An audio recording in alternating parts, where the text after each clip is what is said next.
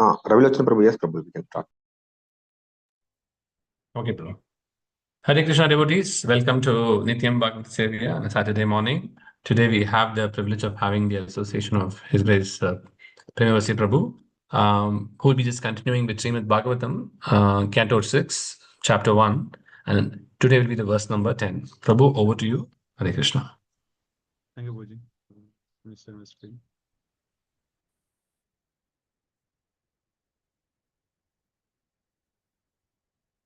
Om Jnanatimirandasya Jnananjana Salakaya Chakshurunmilitam Jena Tasmai Sri Guruve Namaha Sri Chaitanya Manovishtam Sthapitam Jena Bhutale Swayam Rupa Kadamahyam Dadati Swapadantikam Vandeham Sri Guru Sri Juta Padakamalam Sri Gurun Vaishnavam Cha Sri Rupam Sagrajatam Sahagana Raghunathan Vitam Tam Sajivam Sadvaitam Savadhutam Parijana Sahitam Krishna Chaitanya Devam Sri Radha Krishna Padan Sahagana Lalita Sri Visakhan Vitam He Krishna Karuna Sindhu Dinabandhu Jagatpate Gopesa Gopika Kanta Radha Kanta Namaste Tapta Kanchana Gaurangi Radhe Vrindavaneshwari Vrishabhanu Sute Devi Pranamami Hari Priya Vancha Kalpatarubhyascha Kripa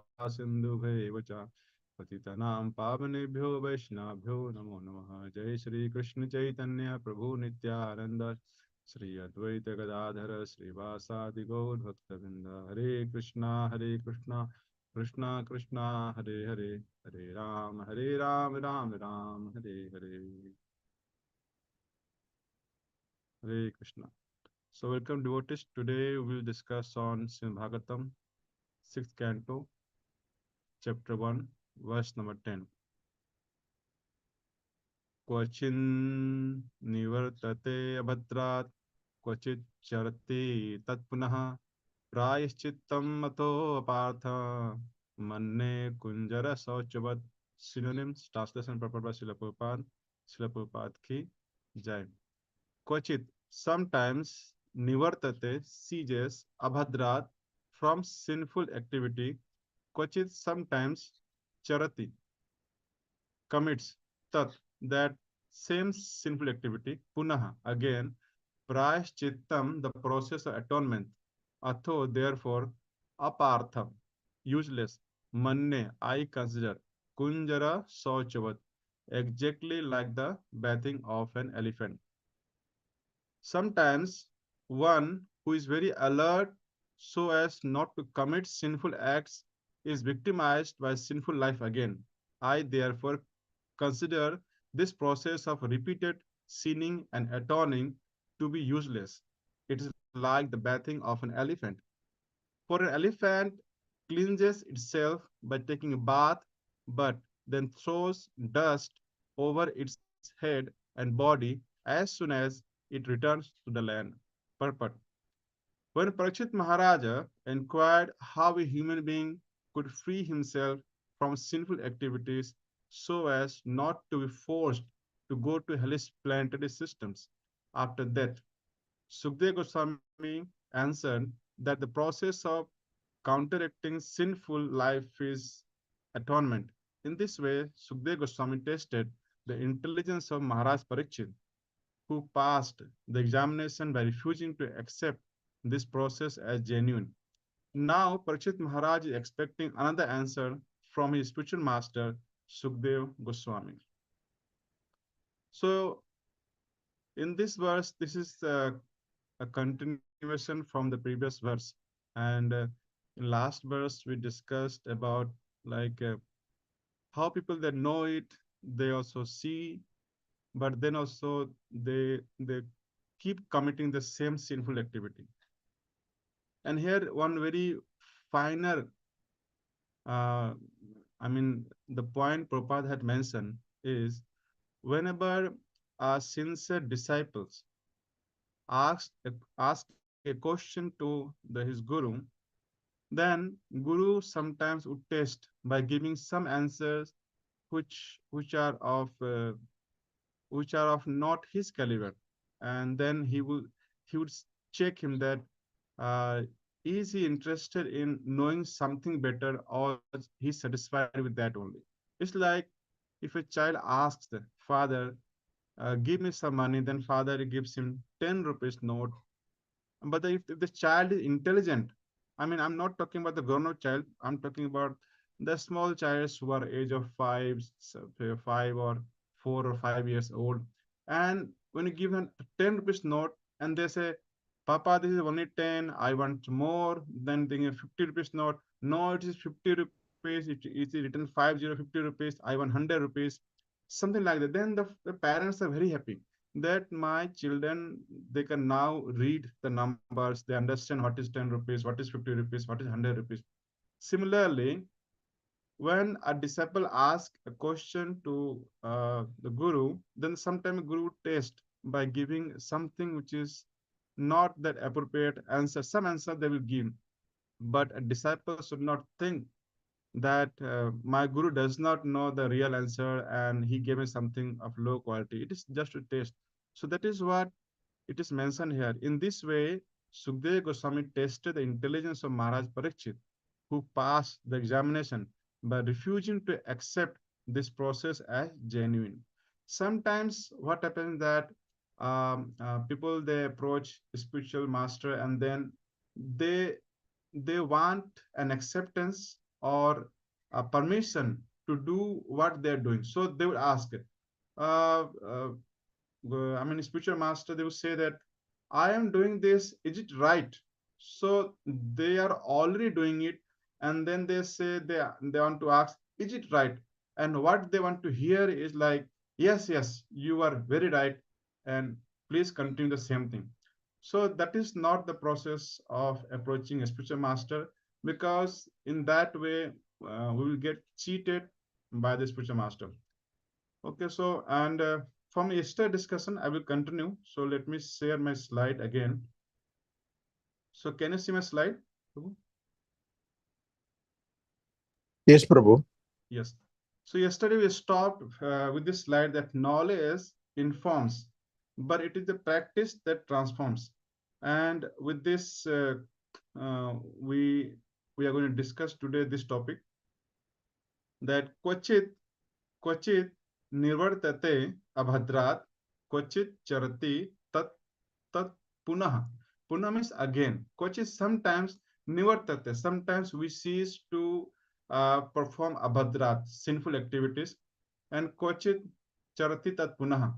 It's like sometimes you see that in the current scenario, sometimes you see that there is no militancy, there is no war, but again the war starts. Again there is a militant activity, just like we have the bomb blast now.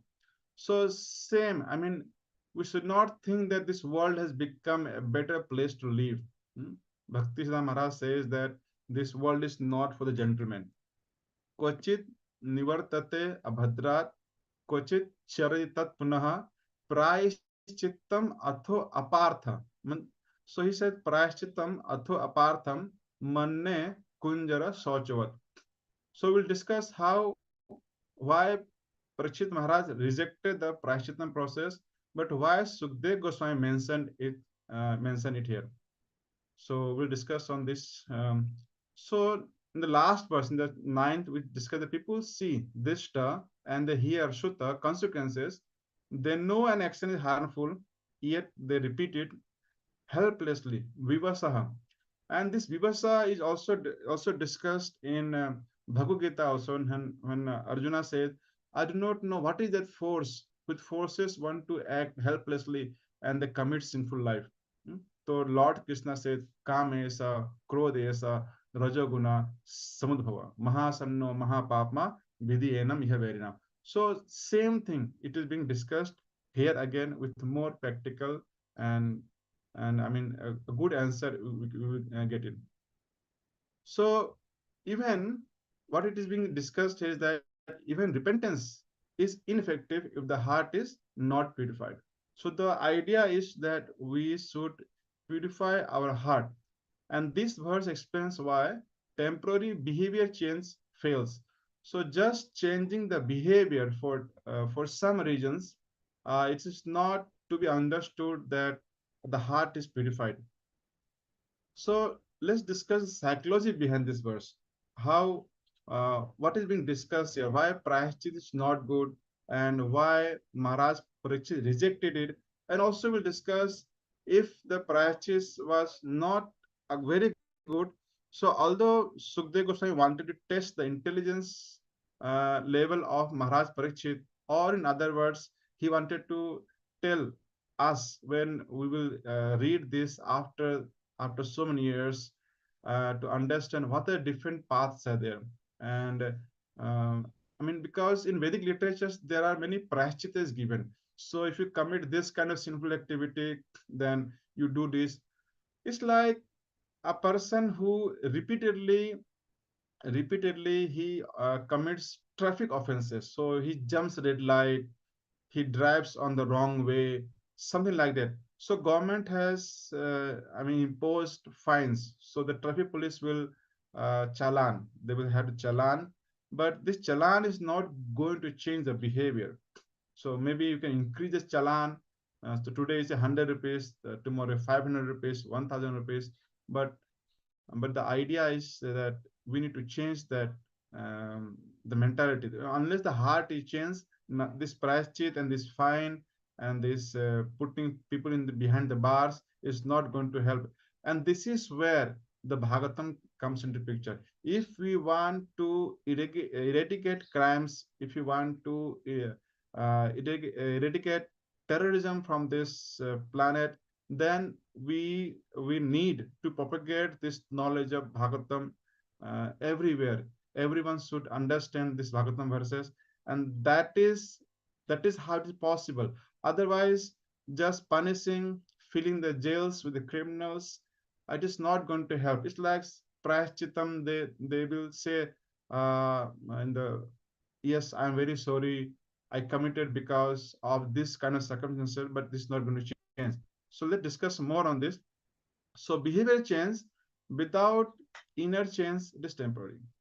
So if habit remains the same, environment remains the same, desires remain the same, the repentance becomes a momentary pause and not a reset. This is very important. So yesterday also he was drinking, today also he is drinking, but and then he commits sinful activities. His friend circle is same, the book he reads the same, the video he sees the same, everything remains the same, and the desire within him, that is to that I'm the enjoyer and I should get satisfied, my ego should be satisfied.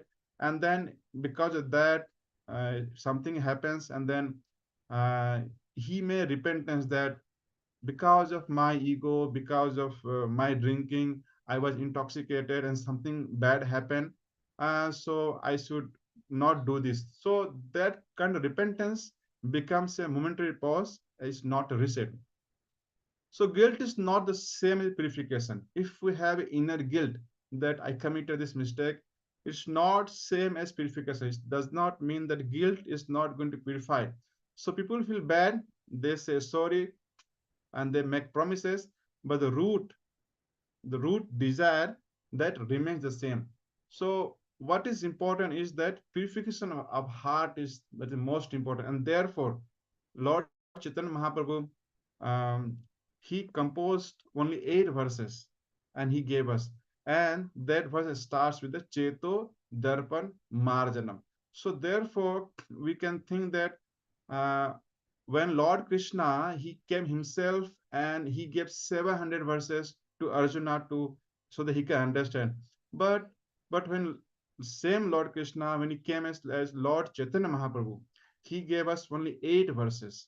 And that 8 verses, it starts with Cheto Darpan Marjanam. Because until unless the Cheto Darpan Marjanam is there, the purification is there, nothing is going to help us. Therefore, guilt is not same as purification. I may feel bad, I may feel sorry, I may promise that I will not commit the same thing again, but if the root cause, the desire remains the same, that is not going to help us.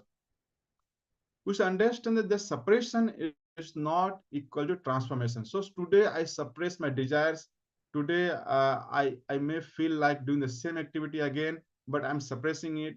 because of fear of police, because of fear of society, because of fear of spiritual master, because log kya kahenge, what people will say.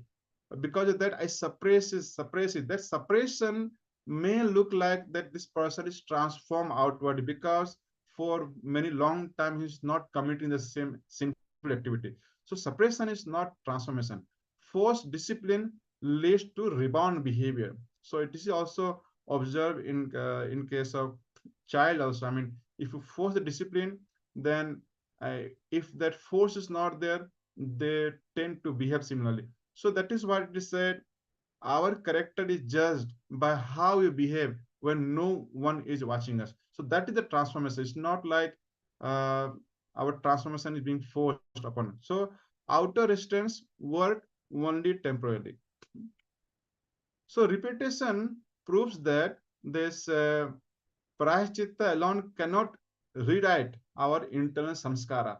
So if we have an urge and we perform that activity, so we'll not discuss on different urges, but we should understand that if we have an urge to perform an activity and sinful activity, we perform that activity, then that is like something written on the hard rock, granite rock. You write something, and that is going to last for many, many years. So if a feeling comes within us and you perform that activity, I feel angry and I perform the activity, that is become samskara. So wrong action and it's like a temporary repentance, the subtle impression that vasana, the desire to do, become like samskara, and they stay. And what happens? But we may suppress it for some time, but because there is no real transformation, because there is no real purification, when the next trigger comes, we will commit the same mistake, and the cycle repeats. And the overall outcome is zero. There is no progress whatsoever. So why Sukdev Goswami calls this prayaschitta as useless? So now we understand why Sukdev Goswami calls prayaschitta useless, and let's discuss more. So it's not because repentance is bad, but because incomplete repentance does not work. So Sukdev Goswami said that apartham. It's like not Sukdev Goswami. It's like Maharaj Parikshit is saying there is apartham. So when no self-control is developed, when there's no purification desire happens, and no spiritual connection is formed, there's no transformation in lifestyle occurs. And therefore, Maharaj Parikshit, he says apartham. Apartham, that means it is useless. So, so deeper message. What is the deeper message? That what actually works? What actually works? Like, let us discuss 6 practical tools now. So deeper message is what actually works is like deep purification. We require to purify our heart. That is called Hridaya Suddhi. So transformation comes when desire changes. And how desire will change? So we said bhukti, mukti, spriha, vihina je bhakta, labha ityatako sanga anurakta. We should desire, we should desire to interact with those devotees who are bhukti, mukti, spriha, vihina. So they do not desire for any kind of bhukti, and in the material sense, and they do not desire any kind of mukti. Those all the 6 kind of liberation that we discussed, we know about it. Uh, they do not desire those 6 kind of revelation, neither bhukti, neither mukti, vihin bhakta. So their desire is completely purified. So if we come in contact with people who desire too much, then we also start desiring. For example, even what I have observed, that I never thought of buying a house for myself. But when I was in Bangalore, then what happened that everyone around us, they were purchasing house. They would say that I bought a 2 BHK, I bought a 1 BHK, we are shifting to a new house. And then the desire to purchase a house also enter in me. So my wife also said that we should get a house. So that is how the desire comes in. So if we associate with people who desires, who talks about their desires. So we yesterday we went to this restaurant and we had this kind of food, and yesterday I purchased this dress and we're enjoying it a lot.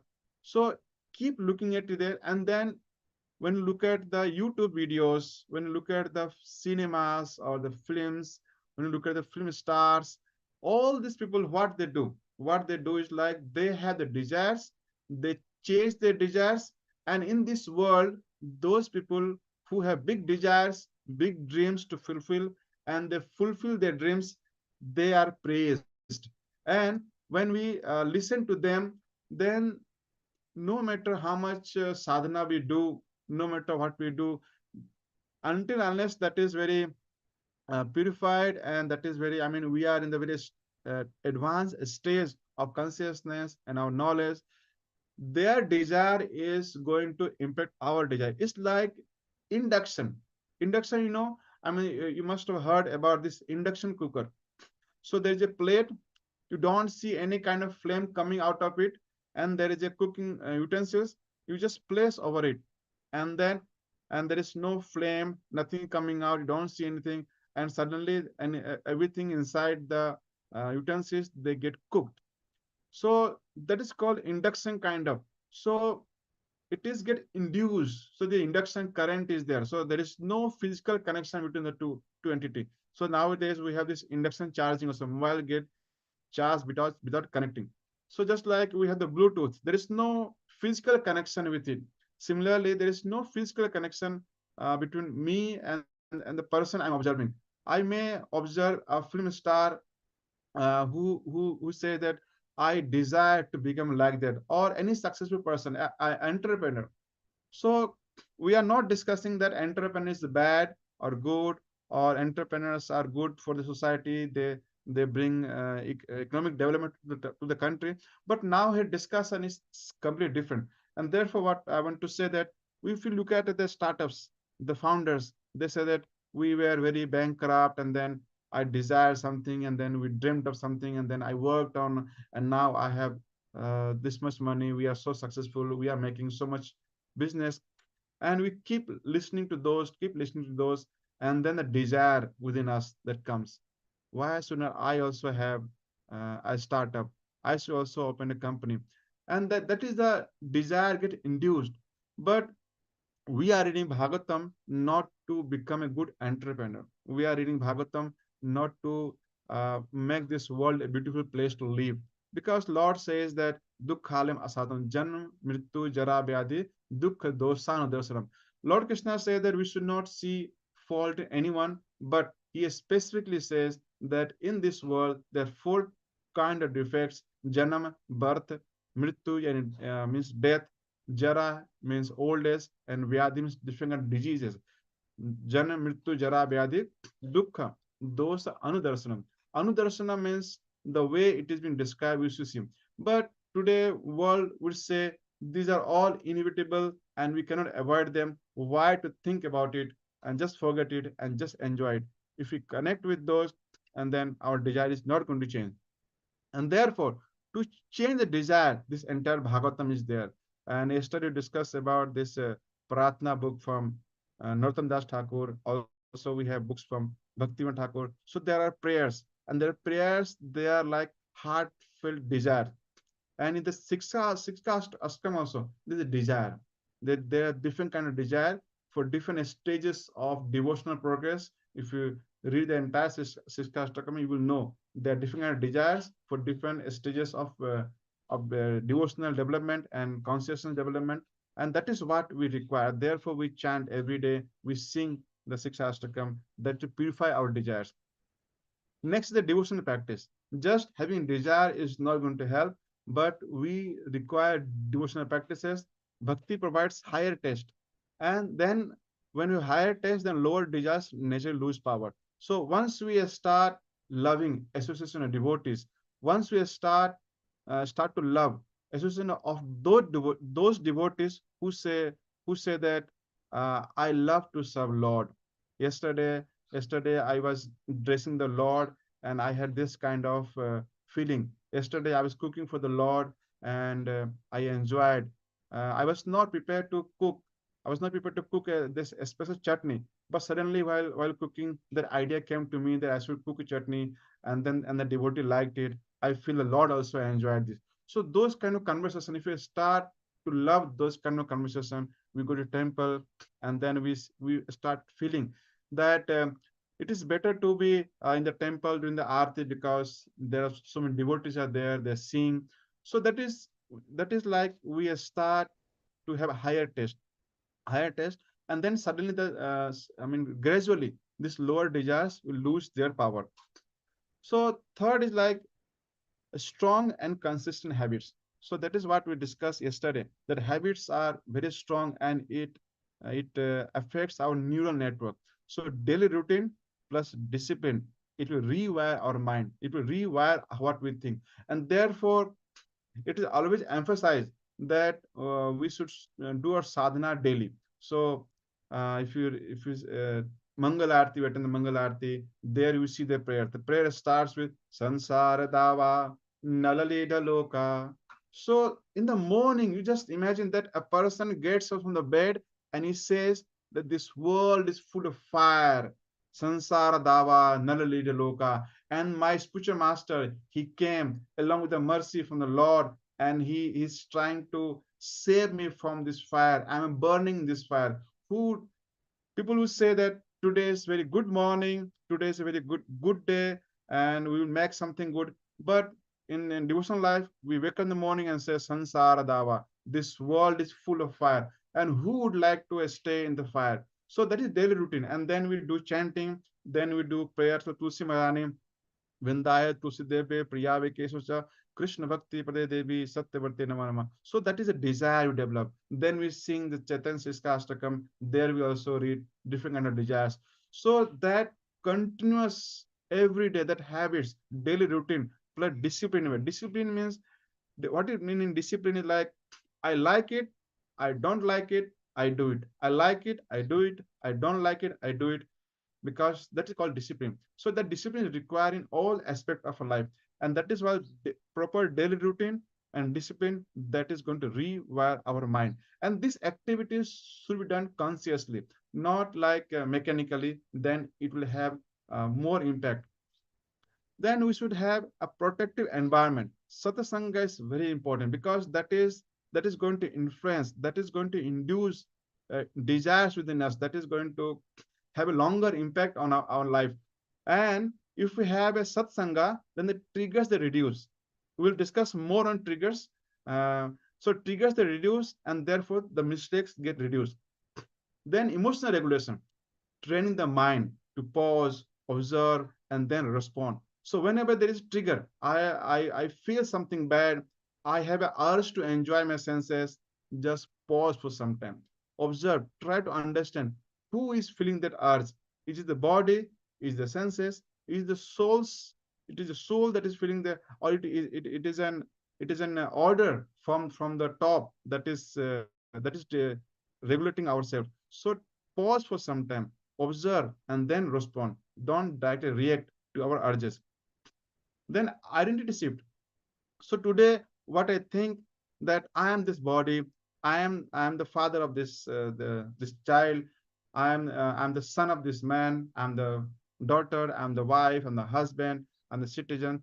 That is like that. But what we see that in the spiritual life, we hear that Kiyami, Kiyami. So that question was asked, and the answer is that Jivara Sarup hai Nitya Krishna Das. That is what, the moment I shift my identity, then when a person sees themselves differently, the behavior will change.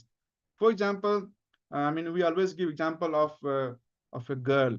So in Indian tradition, in the Vedic tradition, a girl comes from her father's house to the husband house, and till before the marriage, her identity is different. But after the marriage, her identity gets changed. That I am the wife of this person, and that changes the behavior. For example, if a girl or a boy meets with different boy or girl or woman, but the identity, the relationship. So she is my sister, she is my mother, she is my wife, she is my daughter. So our identity shift, and therefore the behavior shift. So that is what our mind is trained like that. So if we see that this is my house, this is my body, this is my life, I want to enjoy it the way I want, then our behavior would be different. But if I see that I'm just part and parcel of Lord Krishna, and Lord Krishna is the whole controller. I just need to nimitta matram bhave sabasachin. I just need to be like an instrument in the Lord's hand, and I offer myself, I surrender myself to the spiritual master, to the will of spiritual master, to the will of supreme, and then the behavior will change, and that is what is being taught in all the Bhagavatam and the Bhagavad Gita. So prayachita is not wrong, but it is incomplete until it transforms the heart.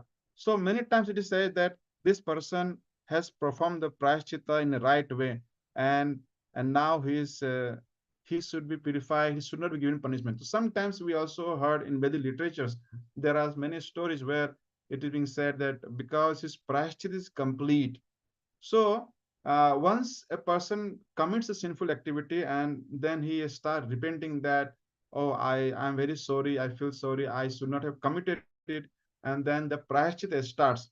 So the prayashchita is incomplete until the heart is transformed. So prayashchita is considered like a fire. Okay, so I want to cook something and the fire is required. So prayashchita is like that fire. But if the flame is very low, the flame is very low, then they will not be cooking. And if the flame is not consistent, then also there would not be any cooking. So think about a situation that you are cooking rice and the flame is very low. You are cooking a very low flame. It will take very long time to cook, right? And so the flame need to be regulated. And suppose if you burn it and again switch off it, so those people who cook on induction, they might have experienced it. So they do not have a gas stove, they cook only on induction stove. And what happens that there is a fluctuation of power. So they are cooking something, power comes, it starts heating, power goes, it cools down. Again, power comes, it starts heating, power goes, it cools down, and the entire meal gets spoiled. Similarly, prashta is good. It is the starting point of the transformation. But until the transformation happens, it is incomplete, and therefore prashita is not recommended as the only way. So rather than prashita, along with prashita, we need to think about how to transform the heart. So outer cleansing without inner change is useless. So real change needs what it needs. It needs purified desires, a strong willpower, and higher purpose. So why should I change myself? That is the question. So if there is a higher purpose to our life, why should I do this? So uh, when everyone is enjoying in the office on Ekadasi day, they're having pizza parties, they're having celebration of birthday, they are eating cake and burgers, and they are enjoying the pulao, pani puri, and that is Ekadasi day, and a devotee is just fasting. He's refusing. Sorry, I cannot have it because today Ekadasi. So why is he fasting so much? Why is not eating anything? And sometimes they do not drink water as well. So why it is so? Because he has a higher purpose. Just like a boy who is preparing for the IIT exams, and a boy who is preparing for IS exams, or an entrepreneur who is struggling very hard to establish his business. So he will not spend his money, he will use his time wisely.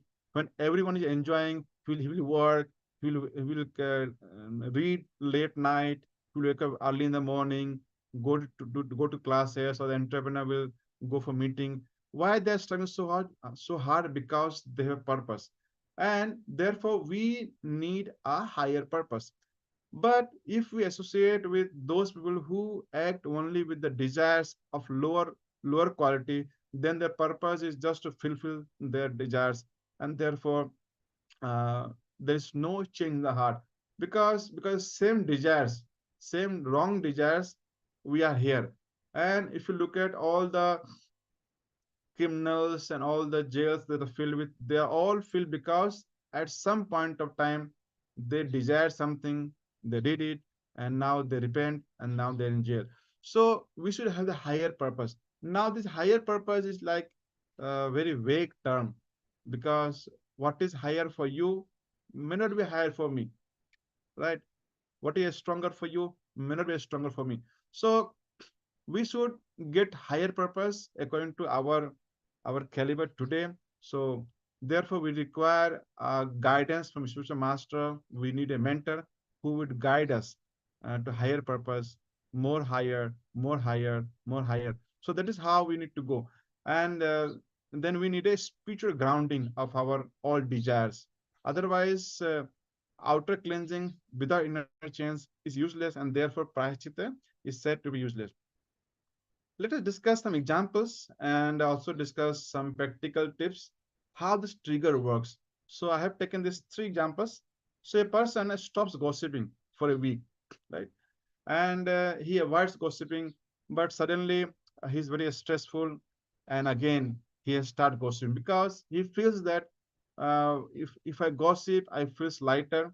I can say whatever in my mind and something like that. So there is no inner strength to stop gossiping. Similarly, in example two, a person who quits smoking for 2 months because, in animal health checkup, something bad has come, and doctor say that you need to quit smoking for some time, and then he quits smoking for some time.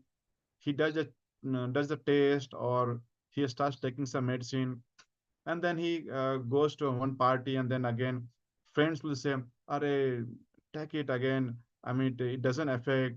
Anyway, you are going to die. Everyone is going to die. It doesn't matter you smoke or not. Those who smoke, they will also die. Those who does not smoke, they will also die. So you just enjoy it. Don't take it too much too seriously." And then he will start again smoking. So that inner craving was not addressed, was never addressed, and therefore he could not quit the smoking. Similarly, in example three, a employee, he says that I'm very sorry because of my anger burst, I behaved differently. But again, the situation comes and then he says that I cannot control my anger. If the situation is same, I feel the same, and that is he repeats the next week because the emotional triggers they remain unchanged. So that is what it is being considered like the bath of an elephant. Now let us discuss what are the triggers. So usually this kind of discussion are held when we discuss about the emotional intelligence. That is what we discuss a lot. And you will see that how these are very relevant for our spiritual progress as well. Okay. So we should understand that there are triggers for all our activity. So the triggers are internal reactions like anger, fear, craving, anxiety, guilt, and they're caused by external cues, situations, people, memories, and some words the people they speak, some kind of environment, including climate or the way people that they're talking about. And to remediate a trigger means to reduce its power until it no longer controls you. So in devotional life, in devotional life also we talk about the triggers. So what happens? A devotee who is very advanced, for for those devotees, these triggers we read in the Bhakti Rasamrita Sindhu, that devotee who see a peacock feather, a devotee who see cow, a devotee just by seeing a yellow garment, they remind them of Lord Krishna, and they start feeling ecstasy. Just like we read in Bhagavatam that that because this Sukadeva Goswami he left his house, but some children they were reciting that how Putana was delivered by Lord Krishna. Even her intention was not good. She wanted to kill Lord Krishna, but Lord Krishna, I mean, he acted like like she was his mother, and that sloka changed the course of life of Sukadeva Goswami. That is a trigger. So when in the conditioned life, the triggers are different and also the reactions are different. In the liberated life, there are triggers and there are reactions are different. So we need to understand what triggers us. what is a trigger? I mean, is a material changes the triggers a material reaction within us, then we are in the conditioned life. But if a spiritual triggers, spiritual cues that triggers a spiritual ecstasy within us, then we, you can think that now you are liberated. Or if you see those kind of activity in some other person, then we can say that they are liberated. Similarly, we read also in case of Lord Chaitanya Mahaprabhu, that pastime, that a devotee, he commits offenses against a senior devotee, and then they were sitting together, and then this devotee was thinking that this devotee, he is having a very long hair, and then he is having chameli oil, that is a very fragrant oil in his hair, and then he is eating betel nut, and the mouth is red, and how can he be a devotee? And then suddenly this devotee recited some slokas from Bhagavatam. And that devotee, he became mad. Where is that Krishna? And then he threw everything in the house. He looked like appearing like a madman. So there are different triggers. For in a conditioned life, we have a material triggers, we have a material cues, and that triggers something that emotional that are wholly material. And in the liberated life, we also have triggers, and that triggers like spiritual emotions. So now we are discussing about external cues which is material, and also they triggers some kind of material emotions, and how to overcome, because that is what we as a sadhaka need to understand. So the first stage is called the awareness stage. So we should identify the triggers. So trigger becomes powerful because it is unnoticed and if you automatic. So many people, they are not aware that this is a trigger for them, and they are not even ready to accept that this is a trigger for them, and therefore they are not aware of their stages. So it happens many times when a person goes completely mad and they're not ready to accept that their mind is not working properly. Their intelligence has gone mad. So they are mad people. And the, I mean, you start, if you start working on yourself, you become aware about it, and then that is what this called awareness stage. And from that stage onwards, we get to purify ourselves. So ask yourself, what exactly triggers a situation? Is there a word that is going to trigger? Suppose if I change my tone, I say, if I say good morning, and if I say good morning, or if I say good morning, so just change of my voice, is it going to impact your behavior? Is the situation going to change? Is there a memory in the past? If that is reminded, if I just recall that memory, is a person, is a physical sensation, what triggers you? That is, we need to understand what triggers you. And if the trigger comes, how do you feel in the body? What is changes that you feel? So that also we need to become aware of ourselves. And what was thought that followed? So this is called awareness stage. So with the first step is that we need to identify what triggers, become aware of our triggers. We should be aware of what triggers us, and we should also be aware of what triggers others as well. So we should be aware that if I say in this tone, if I use this wording, if I dress in this form, so nowadays people have lost their dressing sense, maybe male or female. Anyone said they do not understand that what kind of dressing will trigger what kind of emotional or something kind of impact on other person. So we should be aware of what triggers us, and we should also be aware of what triggers others as well. So that is called emotional awareness. We should be aware of it, and therefore we should behave accordingly. So first, as sadhaka, we should understand to improve ourselves in devotional life. We should understand what triggers us and how we behave. So awareness stage. So naming the trigger reduces its power by 30 to 40%. If we're able to say that this is situation, this is the word, it triggers me, and then I I go and smoke. So for example, I have one a friend, and he is an advocate, and he's practicing, and he wants to quit smoking. But what happens to him that his friends will say, let's go out, I'm feeling very anxiety, you don't smoke. I mean, you be there. I like your association. We'll just discuss. I will take one or two puff, and then I will come back. And then because he was also a smoker. He used to smoke together. And now, because he came in contact with devotees, he want to leave smoking, but he goes every time with his friend downstairs from the office. And then when he's smoking, that smoke comes to him.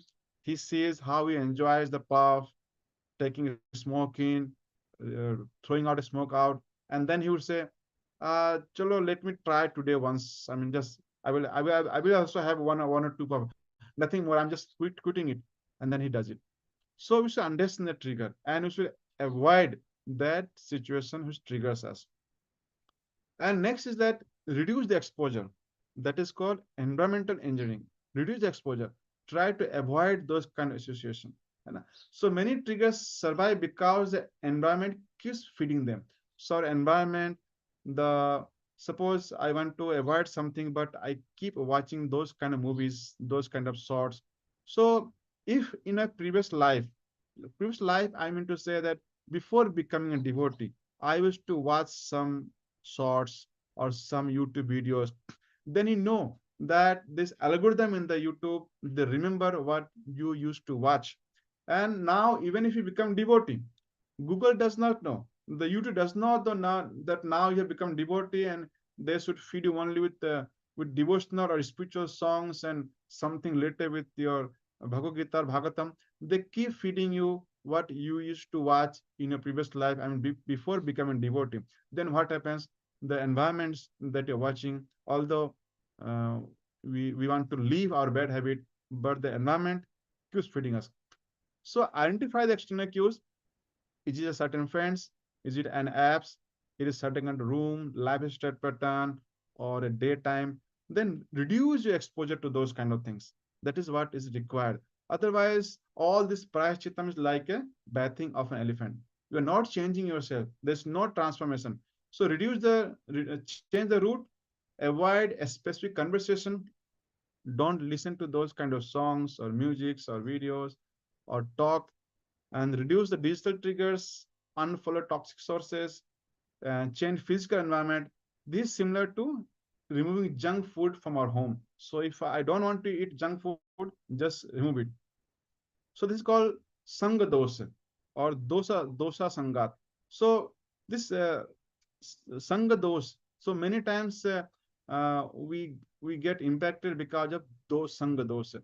So we should avoid the Sangha dosa. This is called reduce our exposure to friends, to certain situation, to if you are reading certain books. So many things are there. We should understand. So understand what triggers us, and then reduce the exposure. Then it's like breaking the circuit. Now we understood, you have become aware, and you want to reduce, then you have to break the circuit. So how the triggers works? There's a trigger, then there's the emotion, then there's the impulse, then action, and then a regret. And again there's a trigger, then again the same emotion, then again the impulse, then again action, and then again a regret. So that is called Kunjara Sauchavat. So it's not going to help anyone. So what we need to do is that we break it by inserting a pause. So this is a very simple one. I mean, if you attend any such classes or any training programs in corporate as well, they teach like this. So they say 5 second breath. Inhale 4 second, hold for 2 second, and exhale. So that is how our brain works. It's not like we are doing something differently. It's like we are riding a bike or we are riding a car. We are trying to understand how this car functions. So there are certain things are there. If our hormone becomes activated, if our mind becomes truly activated, and if our I mean internal organs, everything are not supporting our desires, what we want, then body will not support. And if no matter what I want, what I desire, but body is not going to support, and then we'll fail. and therefore these things are there. So name the trigger. So you should say, now I understand that if he says like this, I'll get angry, right? So it's not like we are judging ourselves. We're just naming the trigger. So this is that triggers me. This triggers me. So even if you go to some psychiatrist, they will ask what triggers the situations. What is that triggers you? So government also say that don't say this kind of things that trigger some kind of emotion in some people. So that is what we should understand the trigger. So for ourselves, naming is not like a judging. So you just try to do the opposite. What you used to do previously. So if you have the urge to shout, you lower your voice. Suppose you want to, delay the task, you just try to do it now, right? If you have a urge to drink, eat something junk food, drink some water or eat some good food, right? And if you have a urge to run away, stay there for 30 seconds and then run. That is how we rewires our brain. Okay. And then fourth, you replace the trigger with a new pattern, right? So trigger cannot be removed, right? So, but it can be replaced because we are living in a world. We require friends, we require a circle. We need to be in association with different kind of people. We do need to watch movie as well. Sometimes they watch movie as well. We want to sing a song. Sometimes we want to listen to a song. So just replace the trigger with a new pattern. Replace everything with a spiritual kind of thing, right? I will sing a spiritual song. I will listen to spiritual music, read spiritual books. I will especially spiritual devotee. So that is what. So replace the trigger with a new pattern, and then this is something very inner. I mean, very important one. Like we need to heal ourselves. So triggers stay alive because we have assigned meaning to the event, right? So someone speaks sharply, and we interpret that they insulted me. Try to change the meaning of it.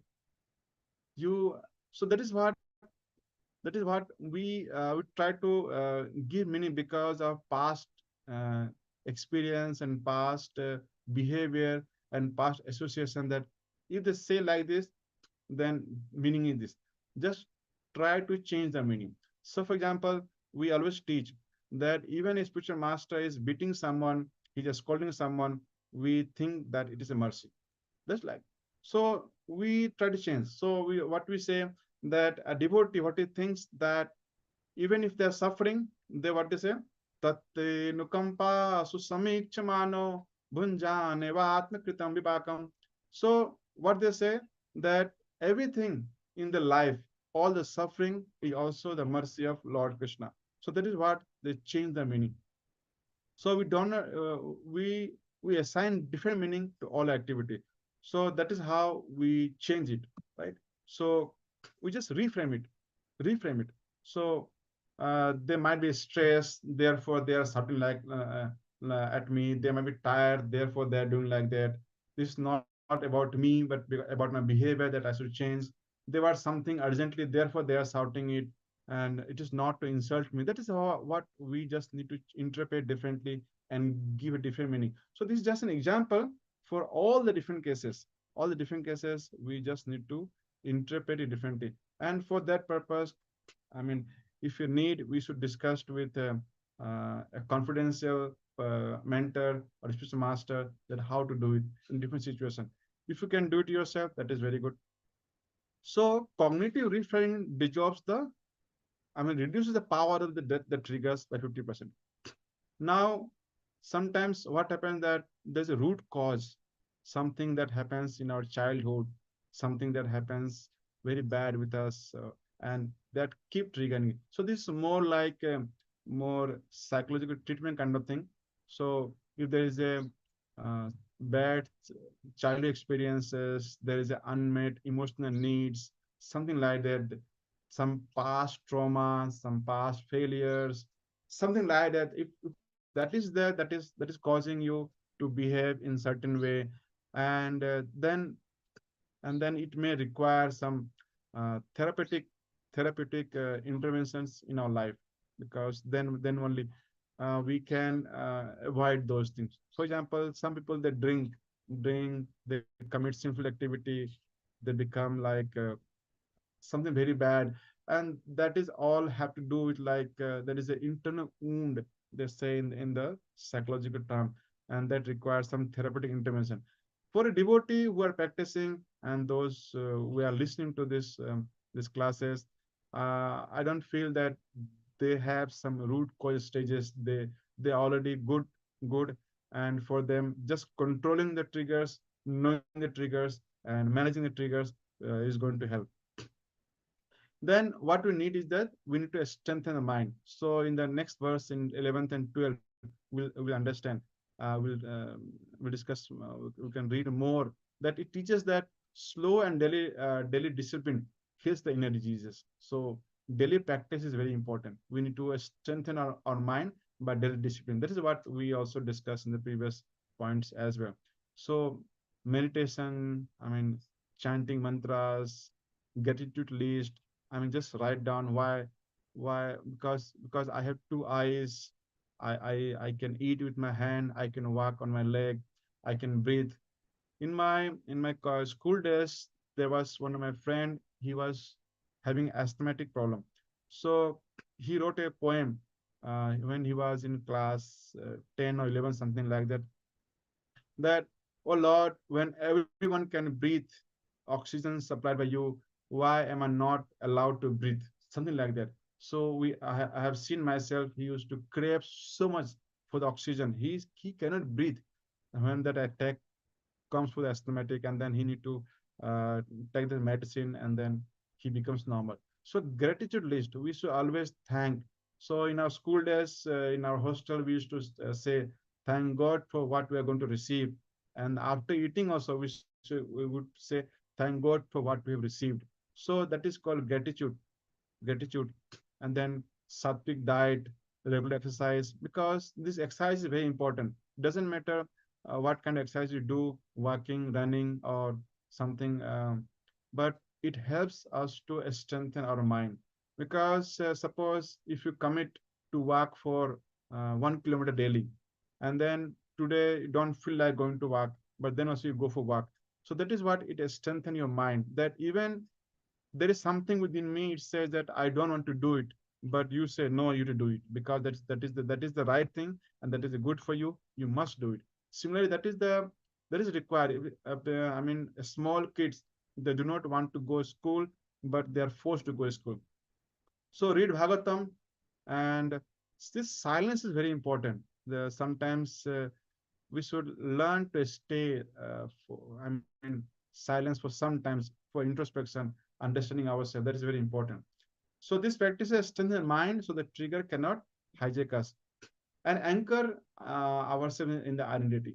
So we should understand, we should always keep saying that I am not this body. Nayanam chindanti sastrani, nayanam dahati pavaka, na chailam kalintapo, na sosyati marutaha, acheddoyam, adahayoyam. So this kind of verses we should keep telling ourselves. Sometimes we do not recite this verse because we think that we know I'm not this body, but I feel that we should keep reciting these verses. Dehino asmini tha dehe komaram jonam jara tatha dehantara prapti dhira satanam hoiti. These verses from the Bhagavad Gita chapter 2 are very powerful, very powerful. They can disconnect our identity. This I am this body. If I am not this body, then all the triggers of my body are not mine. And who am I? Mami Vamsa, Jiva Loke, Jiva Bhuta Sanatana. So this kind of those reinforcing that, just like every day we say, oh my son, oh my daughter, you are my wife, you are my husband, you are my father. Every day we keep saying, we write every day, I am son of so and so, I am father of so and so, I am wife of so and so, my wife is this, my wife demand this, my husband demand this, my child demand this, my parent demand this. So every time we reinforce our identity. So that is what we need to do in our devotional life as well. That we need to recite those slokas that I am not this body, I am part and part of Lord Krishna, right? So that is what we need to do it. And then slow reduction, right? It's not, again in the next verses we read, Chanay Chemaya Kalpate. So slowly, with disciplined life, it's not going to happen immediately after this class. but gradually. The change you will observe if you follow what is being discussed. So this identify, let's look at awareness, then reduce the exposure, that is remove the fuel, interrupt the loop, pause, reflects the action, that is rewire, reframe the meaning, that is reinterpret, heal the wound, and the strengthen discipline, shift identity, and repeat gradually. So slowly, we are going to change. So that's all for today's class. I thank you very much. I will stop here now. Hare Krishna Prabhu, thank you for the wonderful class, taking a deep dive into the point which is coming, that sheer or mere atonement by itself is not enough, but what is required is we need a purification of heart. That is very, very important. And you explained through, lot of tools which is there for that. It was very interesting to see how the tools, we can practice it. And then at the end of the day, it's also important that we do it in a gradual way, not force it, because it has to be when you have a higher taste and you know the purpose behind why you're doing it, it's very important. And you said very nicely about that moment of gratitude. At every point of time, we feel a gratitude for whatever we have got. And then it's also important that we need to recite those prayers and shlokas with the meaning, understanding what our true position is. So thank you so much, Prabhu. If I start talking, it'll be another mini class, so I don't want to do that. I just want to make sure that, devotees, I'm sure they may have questions, or it could be like they may have some reflections. So I just give it over to them. Devotees, please feel free to ask your questions or share your thoughts. Hare Krishna. Hare Krishna Prabhu, that was Pranam. Very nice class, Prabhu, for the practical class.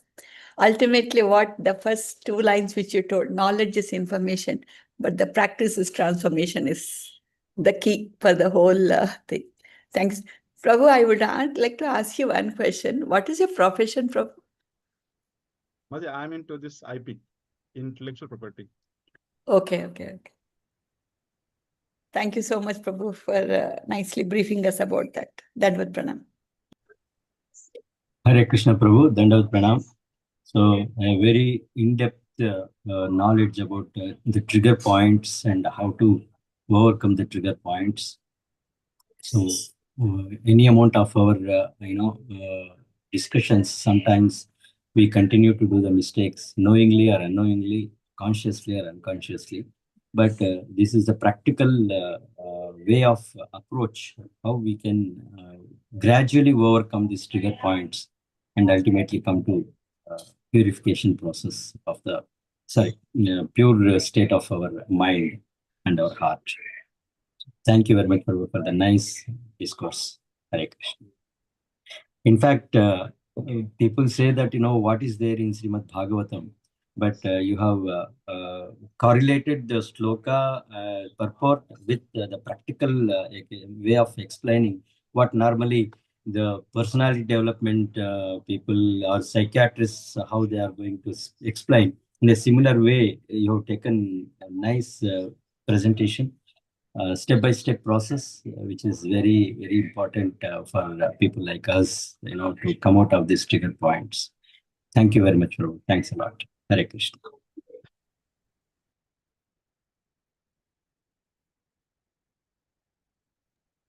Thank you very much, Premavasya Prabhu. It was really, really, a very inspiring class for struggling devotees like me. Especially 2 points, right, Prabhuji, that really touched me. One was information is not transformation, but practice is actually transformation. And even for practicing it, we should develop a very strong desire. And for developing the strong desire, you mentioned we have to have association with those who are actually practicing those high principles, and pray to the Lord to give them a strength to develop those desires and apply them in practice. Thank you, Prabhuji. It was wonderful class. Hare Krishna Prabhu. Yesterday you told that you have written the book, The Inner Path of Leadership. I have verified in the Amazon. It shows Prema Prakash Thakur. Is the same book, Prabhu? Prem Prakash Pathak Prabhuji. Okay, Prabhu. Hare Krishna. Just for the information of devotees who were not yesterday, Prabhuji has written a book based on the principles of Bhagavad Gita, the inner transformation of leadership. So I have actually taken the details. If you are interested, I can share it with you by WhatsApp.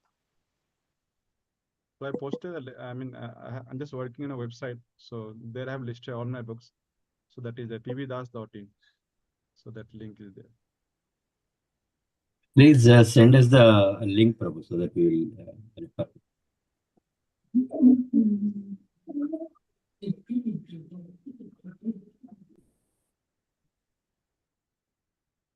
Yeah, Prabhu, it's been shared now, so you can use that. Thank you so much, Prabhu. Thank you for your, deep insights. I think it's a wonderful way, it's also important to understand, as the other Prabhu put it across, that Srimad Bhagavatam, our own ancient scriptures, especially Srimad Bhagavatam, it actually is totally complete by itself. It gives everything, whatever we want for every question. I mean, it has answer to every question. It's only that we need to practice it, not like, as you said rightly, you have to strongly associate, not just, be on the surface and leave it there. So this will be otherwise, through regular reading of Srimad Bhagavatam, I think it can easily transform us. But the problem is, it's our contamination which stops us from following that. Thank you so much. So if there are no further questions, then we will end with the Vaishnava Pranam. Pancha Kalpatarubhascha Kripa Sindhubhya Eva Cha Patitanam Pavanebhyo Vaishnavi Pranam. Ananta Koti Vaishnava Grantha Ki Jai. Vaishnava Thakur Sri Prabhupada Ki Jai. Grantha Sri Bhagavatam Ki Jai. And thank you again to all devotees for joining to this class, and also Premavasya Prabhu for the wonderful, I would say, the class which gives us deep insight into this aspect. Hare Krishna. Tomorrow Hare Krishna. tomorrow we'll be having our Nityam Bhagavatam and the Sunday feast program from the temple. Hare Krishna. Hare Krishna. Hare Krishna. I'll end the class now. Yeah, session.